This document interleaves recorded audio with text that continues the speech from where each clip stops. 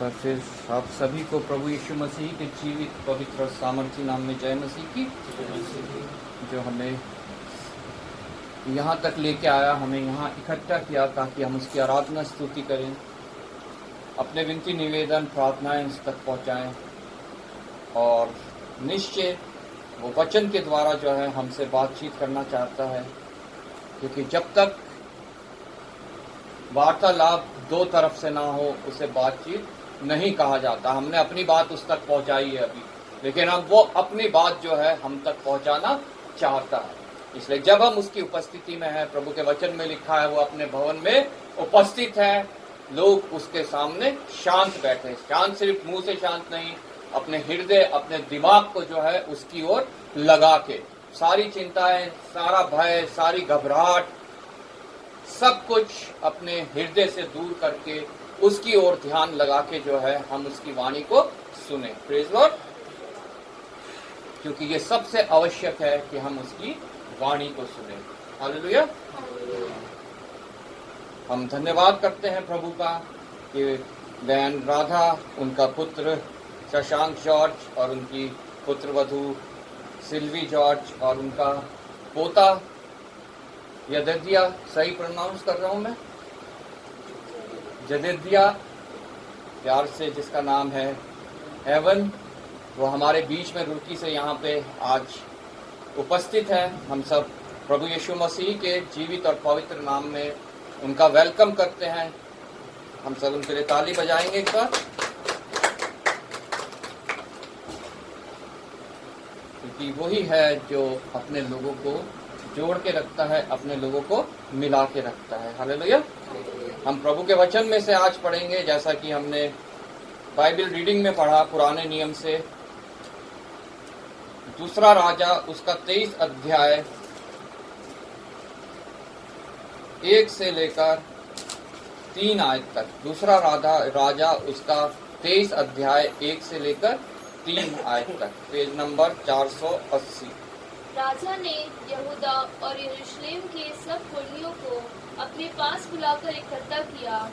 तब राजा यहूदा के सब लोगों और यरूशलेम के सब निवासियों और याजकों और नबियों वरन छोटे बड़े सारी प्रजा के लोगों को संग लेकर यहोवा के भवन में गया। उसने जो वाचा की पुस्तक यहोवा के भवन में मिली थी उसकी सब बातें उनको पढ़कर सुनाई।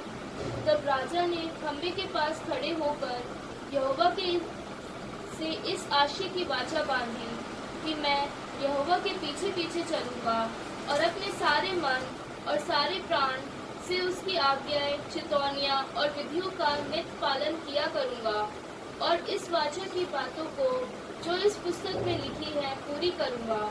और सारी प्रजा वाचा में संभागी हुई। आइए हम प्रार्थना करें। धन्यवाद पिता परमेश्वर, धन्यवाद करते हैं प्रभु तेरे वचन के पढ़े और सुने जाने के लिए, जो जीवित है, जो पवित्र है, जो सामर्थी है, जो निश्चय अपने कार्य को करता है। प्रभु हमें कन्विक्ट करता है, कायल करता है पिता परमेश्वर, और पिता परमेश्वर हमारे मार्गों को सुधारता है, हमारे जीवन को नया बनाता है। प्रभु इस वचन के द्वारा आज जो कुछ बातें तू हमसे करना चाहता है प्रभु, वो इस मंडली के ऊपर जाहिर कर पिता परमेश्वर। प्रत्येक पिता परमेश्वर जन के हृदय की भूमि को तैयार कर कि जब वचन का बीज पड़े तो नाश ना हो, बल्कि बहुतायत से फलवंत हो और बहुतायत से पिता परमेश्वर और जगहों तक पहुंचने पाए। प्रभु विशेष धन्यवाद करता हूं प्रभु, एक बार फिर तूने मुझे विश्वास योग्य जाना है, अपनी सामर्थ दी है प्रभु, ताकि पिता परमेश्वर मैं इस वचन की सेवा को करने पाऊं। प्रभु पिता परमेश्वर मुझ में कोई काबिलियत नहीं, मुझ में कोई सामर्थ नहीं पिता परमेश्वर, कोई शिक्षा नहीं, लेकिन पिता परमेश्वर जब तेरी आत्मा पिता परमेश्वर साथ होती है तो पिता परमेश्वर मैं पिता परमेश्वर तेरे लिए एक इंस्ट्रूमेंट बनता हूँ और इस्तेमाल होता हूँ। प्रभु पिता परमेश्वर अपने वेदी के शोलों से इन होठों को छू के पवित्र हो जाएं, और पिता परमेश्वर कोई तुच्छ बात नहीं, कोई शारीरिक बात नहीं, कोई कहानी किस्से वाली बात नहीं, सिर्फ और सिर्फ पिता परमेश्वर तेरा शुद्ध वचन पिता परमेश्वर इन होठों से निकले, जो हमारे बीच में पिता परमेश्वर कार्य करे। प्रभु एक बार फिर आदर महिमा तुझे देते हुए धन्यवाद के साथ प्रभु यीशु के नाम से मांगते हैं, आमीन। यहाँ पे हमने पुराने नियम से दूसरा राजा के 23 अध्याय से जो हमने पढ़ा योशिया राजा के विषय में, जो एक राजा था और जिसका अनुसरण जो है प्रजा करती थी। बहुत से राजाओं के बारे में पुराने नियम में हम पढ़ते हैं। कुछ जो है वो प्रभु के परमेश्वर के विरोध के कार्य करते थे और वो सत्यानाश हो गए थे, लेकिन कुछ थे जो प्रभु के बताए हुए मार्गों पे चलते थे और वो उन्नत होते गए। और उसी में जो उन्नत होते गए उनमें था एक योशिया, जिसके विषय में लिखा है, इसकी हेडिंग में, योशिया का मूर्ति पूजा बंद करना। मूर्ति पूजा एक ऐसा अपराध है परमेश्वर की दृष्टि में जिसकी कोई माफी नहीं है। प्रभु का वचन कहता है वो सबसे घृणित अपराध है। और जब हम 10 आज्ञाएं पढ़ते हैं उसमें भी हम यही पाते हैं कि हमें किसी भी मूर्ति के आगे दंडवत नहीं करना है। और उसी लीग में यहाँ पे जब हम पढ़ते हैं उस कॉन्टेस्ट में यहाँ पे लिखा है, राजा ने यहूदा और यरूशलेम के सब पुरनियों को अपने पास बुलाकर इकट्ठा किया। क्यों किया? क्योंकि मंदिर में उसे एक परमेश्वर के भवन में एक पुस्तक मिली और उसको वो पढ़ के सुनाई गई। और जब उसने उस पुस्तक को पढ़ा, उन वचनों को सुना, तो उन वचनों ने उसके हृदय में कार्य किया, उसे कन्विक्ट किया, उसे कायल किया और उसको मजबूर किया कि वो अपने राज्य से मूर्ति पूजा को खत्म करे। इसलिए उसने अपने देश के, अपने राज्य के जितने पुरनिय थे, पुरनिय मतलब जितने बुजुर्ग लोग होते हैं, जितने समझदार लोग होते हैं, जो अभ्यास करते करते एक्सपीरियंस लोग जो होते हैं, उनको जो है इकट्ठा किया, पुरनियों को अपने पास बुलाकर इकट्ठा किया।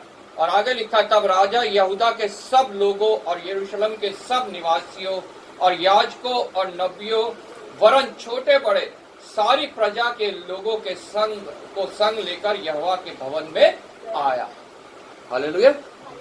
अगर एक देश का राजा अगर प्रभु का भय मानने वाला हो तो उस राज्य में जो है प्रभु का राज्य निश्चय जो है वो आता है। इसलिए हम बार बार प्रार्थनाएं करते हैं कि हम, प्रभु के वचन में भी लिखा है, अपने देश के राजा के लिए और जितने उसके राजपदधारी अधिकारी जितने हैं, जितने ब्यूरोक्रेट्स हैं, आजकल तो राजा बहुत कम जगहों पे रह गए हैं, राष्ट्रपति, प्रधानमंत्री, सीएम और जितना मिनिस्ट्रीज हैं, उन सभी के लिए हमें प्रार्थना करना बहुत आवश्यक है ताकि वो प्रभु के भय में आए। और जब वो प्रभु के भय में आएंगे तो उस देश में जो है प्रभु की आशीष होगी और वो देश में प्रभु के लोग बढ़ते जाएंगे और उस देश की सारी समस्याएं खत्म होती जाएंगी। विशेष हमारे हिंदुस्तान के अंदर जितनी समस्याएं हैं, हम देखते हैं बहुत सी ऐसी बातें हैं जो प्रभु के विरोध की हैं और प्रभु के लोगों के विरोध की हैं। अगर हम उनके लिए प्रार्थना करेंगे, हमें उन्हें जो है अपनी डिबेट्स में ही नहीं रखना है कि वो ऐसा कर रहा है, वो ऐसा कर रहा है। हमें सिर्फ उनको अपनी प्रार्थनाओं में रखना है, क्योंकि प्रभु ने कहा है कि तुम किसी के न्यायी नहीं हो, क्योंकि वो भी परमेश्वर की ओर से ही ठहराए गए लोग हैं।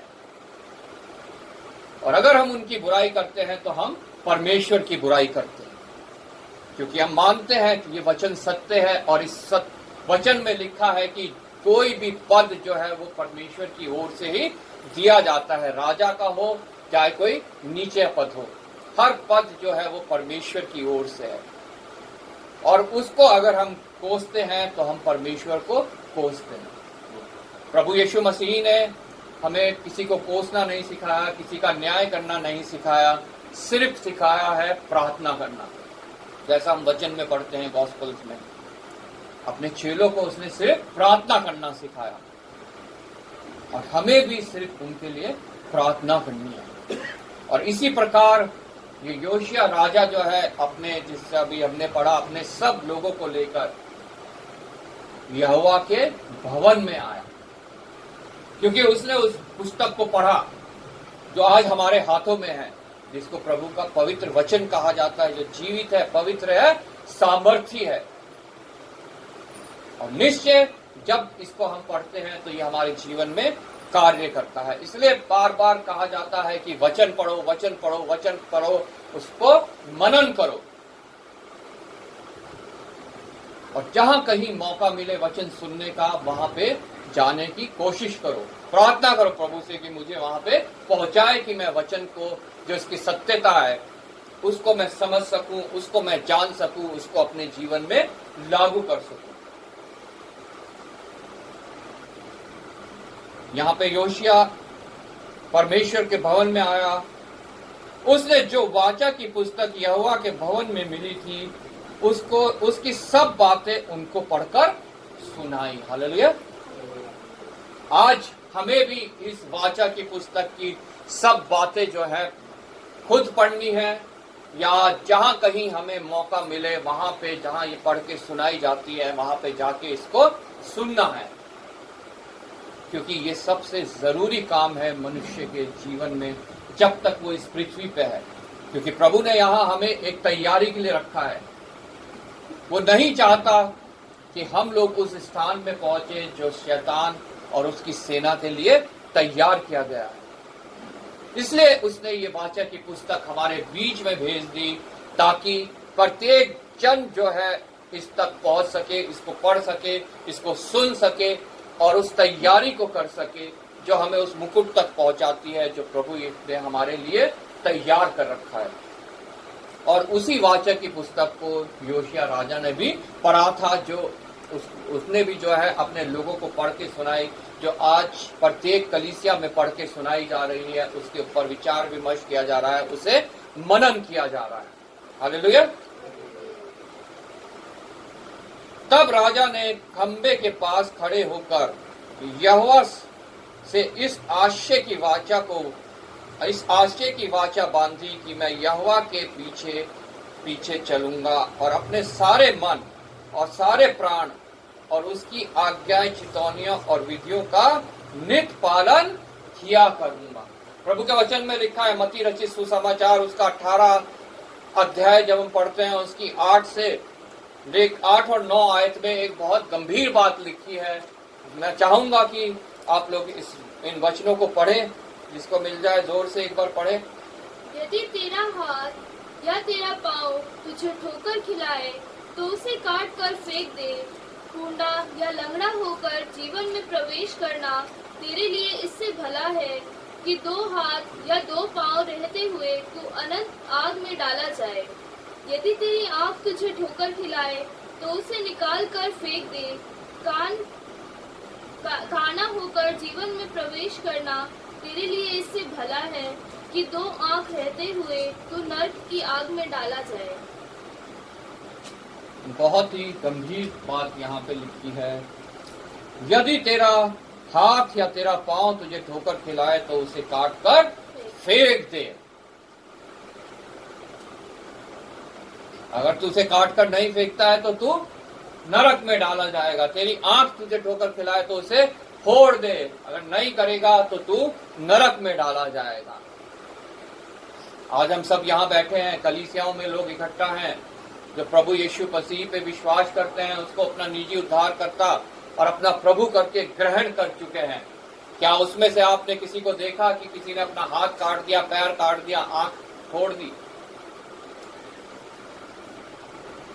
कोई मनुष्य ऐसा नहीं वचन में लिखा है जिसने पाप ना किया हो। मैं यहाँ पे खड़ा हूं, मैं कहता हूं जब तक मैं इस पृथ्वी पे हूं, मनुष्य से जो है वो पाप होते रहते हैं। चाहे हमारी देखने के द्वारा, हमारे हाथों से, हमारे पैरों से पाप होते रहते हैं। लेकिन अगर मेरा हाथ पाप करता है तो मैं उसे काट देता। दूसरा हाथ, क्योंकि जब तक पृथ्वी पे है पाप होना अवश्य है। मनुष्य कोई ऐसा नहीं जिसके द्वारा पाप नहीं होगा। तो मेरा हाथ नहीं होता, एक दूसरा हाथ भी पाप करता, एक दूसरा हाथ भी नहीं होता, पैर भी नहीं होते, आंख भी नहीं होती। क्या ऐसा संभव है? वचन में लिखा है ऐसा करने को, कि ऐसा तुम्हें करना है कि उन्हें काट कर फेंक देना है। सब कुछ काट के फेंक दिया, आंख निकाल दी, पैर, हाथ, कान फोड़ दिए, लेकिन फिर भी एक इंस्ट्रूमेंट ऐसा है जो पाप करेगा। प्रभु के वचन में लिखा है मनुष्य का मन ऐसा है जिसमें हमेशा पाप उत्पन्न होता है। हमारा जो मन है, हमारा जो दिमाग है, वो भी सोच के द्वारा जो है पाप करता है। तो क्या गला भी काट दे कि दिमाग भी जो है हमारा अलग हो जाए?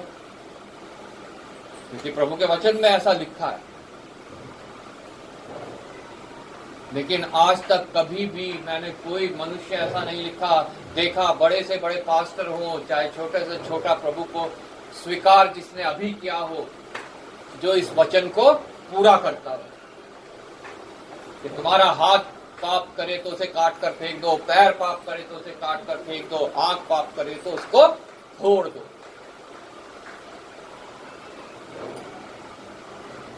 प्रभु के वचन में लिखा है कि तुम अपने अंगों को पाप के लिए मरा हुआ और परमेश्वर के लिए जीवता समझो। अब जो है तुम्हारे अंग जो है वो प्रभु यीशु मसीह के लिए इस्तेमाल किए जाएं। इसका मतलब नहीं है मेरा हाथ पाप कर रहा है तो मैं उसे फिजिकली काट के फेंक दूं, पैर काट के फेंक दूं, आंख फोड़ दूं। हमें जो है सब कुछ जो है पूर्ण रूप से परमेश्वर को समर्पित करना है।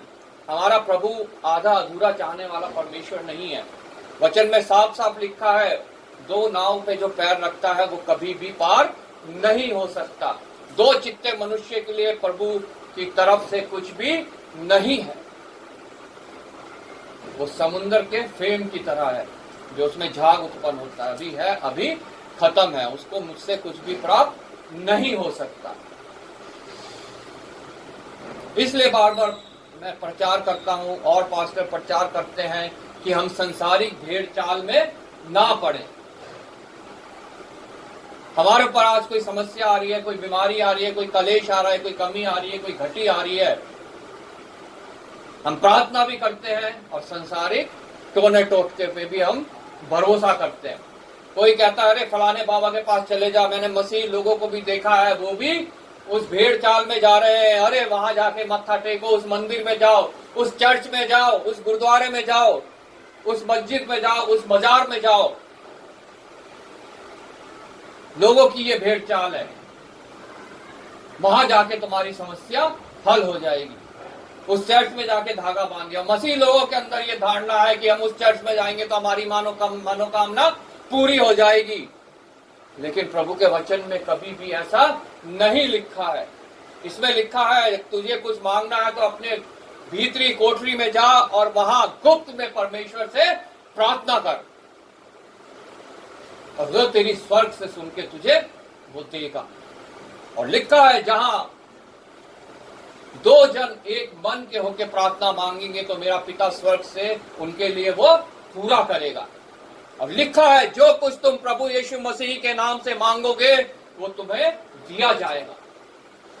ये नहीं लिखा कि तुम फलाने चर्च में जाके मांगो या फलाने मंदिर में जाके मांगो या फलानी जगह पे जाके माथा टेको।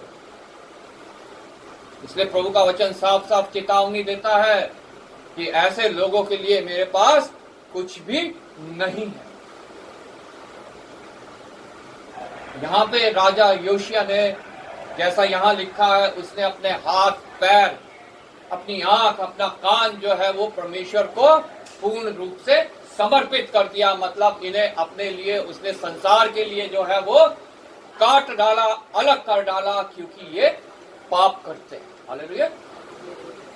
इसलिए प्रत्येक मनुष्य को जो है प्रभु यीशु मसीह की आवश्यकता है, क्योंकि कोई जन ऐसा नहीं जिसने पाप ना किया हो। सब ने पाप किया है और परमेश्वर की महिमा से रहित है। इसलिए प्रत्येक जन को प्रभु यीशु मसीह की आवश्यकता है। प्रत्येक जन को क्षमा की आवश्यकता है, जो सिर्फ प्रभु यीशु मसीह मनुष्य को दे सकता है। क्योंकि उसने मेरे आप लोगों के सब के पाप को लेकर सूली पे ठोक दिया। उसने मेरे लिए अपने प्राण को त्याग दिया, मेरे लिए वो गाड़ा गया, मेरे लिए तीसरे दिन जी उठा, और मेरे लिए वो आज पिता के दाएं बैठा है ताकि मेरी वकालत कर सके। हालेलुया। योशिया यहाँ पे कहता है, तब राजा ने खंबे के पास खड़े होकर यहोवा से इस आशय की वाचा बांधी कि मैं यहोवा के पीछे पीछे चलूंगा। हालेलुया। यह है इस हाथ पैर को काटना, इन आंखों को फोड़ने का मतलब कि पूर्ण रूप से हमें ये वाचा बांधनी है कि मैं यहोवा के पीछे पीछे चलूंगा और अपने सारे मन और सारे प्राण से उसकी आज्ञाएं, चितौनियां और विधियों को नित पालन किया करूंगा। सिर्फ एक बार नहीं, या सिर्फ कलीसिया में आके नहीं, हालेलुया प्रेज द लॉर्ड जोर जोर से बोल रहे हैं, गाने गा रहे हैं, चाहे कोई भी हो, चाहे मैं हूं, चाहे कोई पास्टर हो, चाहे कलीसिया का कोई पुर्णिया हो, क्वायर मेंबर हो, क्वायर लीडर हो, महिला सभा की अध्यक्ष हो, संडे स्कूल टीचर्स हो, अगर उनका जीवन चर्च में अलग है और बाहर अलग है, तो निश्चय उन्हें प्रभु यीशु मसीह की पास और आने की आवश्यकता है, और वचनों को पढ़ने की आवश्यकता है, और प्रभु यीशु मसीह के लिए वाचाएं बांधने की आवश्यकता है। क्योंकि यही मत्ती रचित सुसमाचार में लिखा है 18:6 से, पर जो कोई इन छोटों में से जो मुझ पर विश्वास करते हैं एक को ठोकर खिलाए। क्योंकि अगर हमारा जीवन कलीसिया में कुछ और है और कलीसिया के बाहर कुछ और है, तो हम किसी के लिए भी ठोकर का कारण बन सकते हैं। उसके लिए यह भला होता कि बड़ी चक्की का पाट उसके गले में लटकाया जाता और वह गहरे समुद्र में डुबाया जाता। ये मेरे लिए भी हो सकता है और किसी के लिए भी हो सकता है। ठोकरों के कारण संसार पर है, ठोकरों के कारण प्रभु परमेश्वर जो है वो संसार के ऊपर लानत भेज रहा है, क्योंकि ठोकरें आना आवश्यक है। आगे लिखा है ठोकरों का लगना अवश्य है। यहाँ यूं नहीं, वचन कहीं भी ये वादा नहीं करता कि तुम्हें ठोकरें नहीं लगेंगी, बल्कि साफ साफ वचन हमें बताता है कि हमें ठोकरें लगेंगी। ठोकरों का लगना अवश्य है, पर हाय उस मनुष्य पर जिसके द्वारा ठोकर लगती है। हालेलुया, हाय उस मनुष्य पर जिसके द्वारा ठोकर लगती है। इसलिए प्रभु के वचन में यहाँ पे योशिया जब हम पढ़ते हैं 2 राजा 23 अध्याय उसके 3 आयत में यहाँ लिखा है, तब राजा ने खंबे के पास खड़े होकर यहोवा से इस आशय की वाचा बांधी कि मैं यहोवा के पीछे पीछे चलूंगा, अपने सारे मन और सारे प्राण से उसकी आज्ञाएं, चितौनियां और विधियों का नित्य पालन किया करूंगा। हमेशा जो है उनका पालन किया करूंगा, चाहे मैं प्रभु के भवन में हूं, चाहे मैं प्रभु के भवन से बाहर हूं। नित्य जो है मैं उसकी आज्ञाओं का पालन किया करूंगा। मैं कभी मनुष्य की ओर नहीं ताकूंगा, कभी किसी और देवी देवता की ओर नहीं ताकूंगा, कभी किसी सो कॉल्ड गुरु के ओर नहीं ताकूंगा। मैं सिर्फ अपनी दृष्टि परमेश्वर की ओर लगा के रखूंगा, क्योंकि मुझे सहायता सिर्फ वहीं से मिलती है। हालेलुया। भजन संहिता 121 में लिखा है, मैं अपनी दृष्टि पर्वतों की ओर लगाऊंगा क्योंकि मुझे सहायता वहीं से मिलती है। मतलब यहोवा की ओर से मिलती है, जो आकाश और पृथ्वी का करता है, जो मेरा करता है, जो आप लोगों का करता है।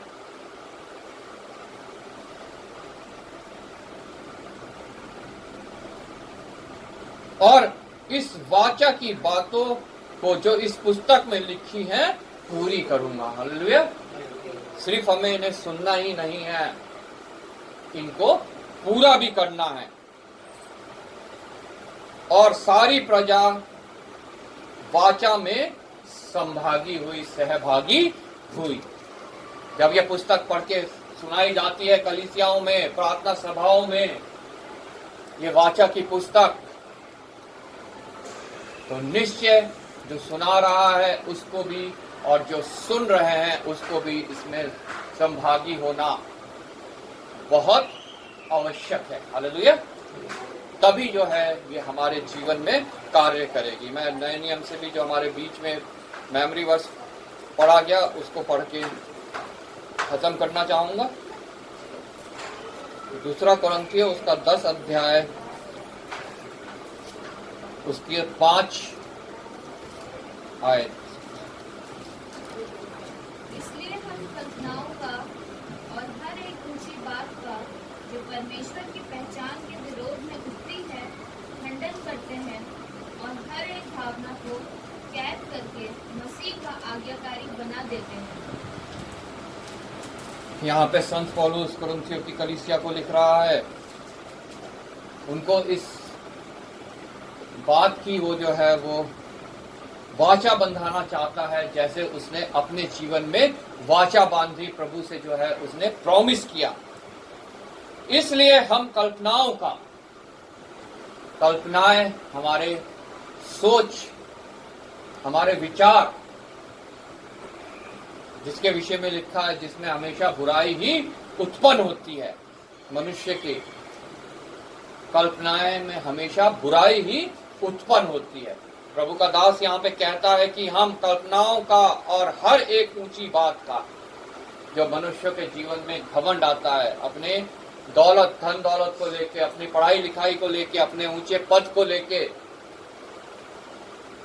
या और किसी भी कारण से, अपने शारीरिक बल को लेके, किसी भी कारण से हो सकता है मनुष्य के अंदर ऊंची बात उत्पन्न हो जाए, घमंड जो है उत्पन्न हो जाए। लेकिन प्रभु का वचन कहता है, आज हमें इस बात को चिताना चाहता है कि हर एक कल्पनाओं को, हर एक ऊंची बात का जो परमेश्वर की पहचान के विरोध में उठती हैं, हम खंडन करते हैं, हम उसका इनकार करते हैं, हम उनको खंडित करते हैं, हम उनको नल एंड वाइड करते हैं, क्योंकि ये परमेश्वर के विरोध की बातें हैं और जिनके अंदर ये बातें पाई जाती हैं वो कभी भी परमेश्वर से कुछ प्राप्त नहीं कर सकते। हाँ, संसार के जो धूर्तता से जो संसार का, इस पृथ्वी का गुरु बन के अभी बैठा हुआ है शैतान, उससे प्राप्त कर सकते हो। प्रभु यीशु मसीह के पास भी आया था लेके अपना धन दौलत, देख ये सब कुछ मेरा है, तू झुक के मुझे प्रणाम कर तो ये सब मैं तुझे दे दूंगा। आज जो भी कुछ कोई उसको झुक के प्रणाम करता है, उसको ये सब चीजें तो वो दे ही देता है। जो परमेश्वर के विरोध की बातें हैं, जिससे परमेश्वर से मनुष्य को कुछ भी प्राप्त नहीं होता है, बल्कि उसी स्थान में वो पहुंचता है जहां पे एक दिन शैतान पहुंचाया जाएगा। हालेलुया।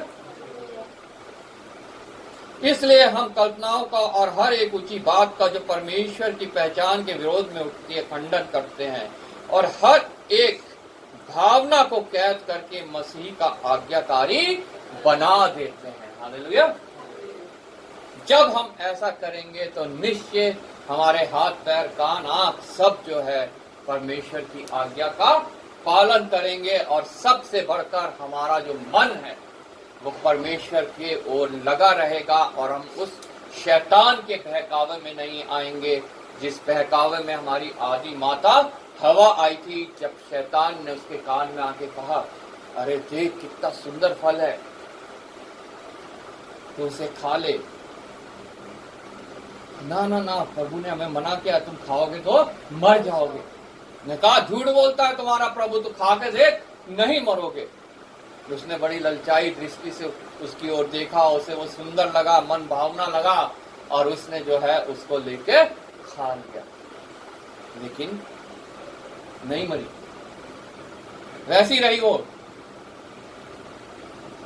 सिर्फ शारीरिक रूप में। आत्मिक रूप से उस समय पृथ्वी पर मौत आ गई। हालेलुया। और वो ही आत्मिक मौत हम सबको भी आती है जब हम उसकी किसी भी चीज को देख के हम ललचाते हैं। हालेलुया। संसार की चकाचौंध, शरीर की अभिलाषाएं, आंखों की अभिलाषाएं, जीविका का घमंड, वो ही आत्मिक मौत मेरे और आपको भी आएगी अगर हम शैतान के बहकावे में आके ऐसी चीज की ओर देखेंगे, उसके ऊपर ललचाएंगे और लालच में आके हम उसको ले लेंगे। हालेलुया। प्रभु के वचन में लिखा है, जब दाख रस उंडेला जाता है तो उसे ना देख, क्योंकि वो देखने में बहुत मनभावना लगता है, लेकिन जो कोई उसे ग्रहण करता है उसकी हालत फिर खराब हो जाती है। इसलिए कभी भी हमें शैतान की किसी चीज को ललचाई हुई दृष्टि से नहीं देखना है, चाहे शैतान हमें कितना भी लालच दे ले।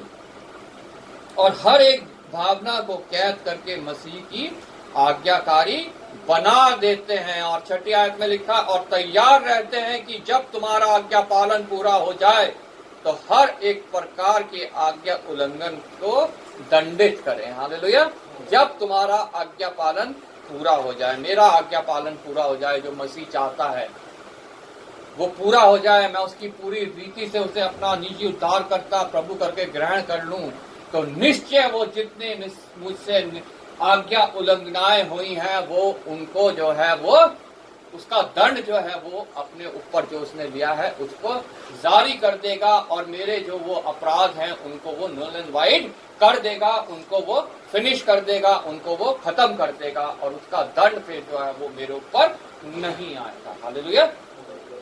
इसलिए प्रभु का वचन जो है हमें बहुत गंभीरता से ग्रहण करना है, इसकी सत्यता को हमें पहचानना है और इसकी सामर्थ्य को हमें जानना है, ताकि ये हमारे जीवन में कार्य कर सके और हमारा जीवन जो है वो प्रभु के योग्य ठहर सके। हम जैसे कलीसिया में हैं ऐसे ही हम बाहर लोगों को परमेश्वर के बारे में बता सके, सिर्फ फोटो से ही नहीं, अपने जीवन शैली से भी, अपने उठने बैठने में, चलने फिरने के द्वारा। प्रभु का वचन कहता है, तुम प्रभु की जीती हुई चलती फिरती पत्रियां हो। तुम्हें देख के पता चलना चाहिए, हाँ ये प्रभु यीशु मसीह का जन है। कोई दिया जला के जो है वो ढक के नहीं रखता उसको, बल्कि उसे ऐसे स्थान में रखा जाता है जहां से वो पूरे कमरे में जो है वो रोशनी करते। वही जीवन मेरा होना चाहिए, वही जीवन आप लोगों का होना चाहिए। वही नमक हमें बनना है जो थोड़े से खाने में, ढेर सारे खाने में थोड़ा सा डाला जाता है और पूरे खाने का स्वाद जो है वो बदल देता है। संसार के सदृश ना बनो, बल्कि तुम्हारा मन के नए होने से तुम्हारा चाल चलन भी बदलता जाए। रोमियो 12:2।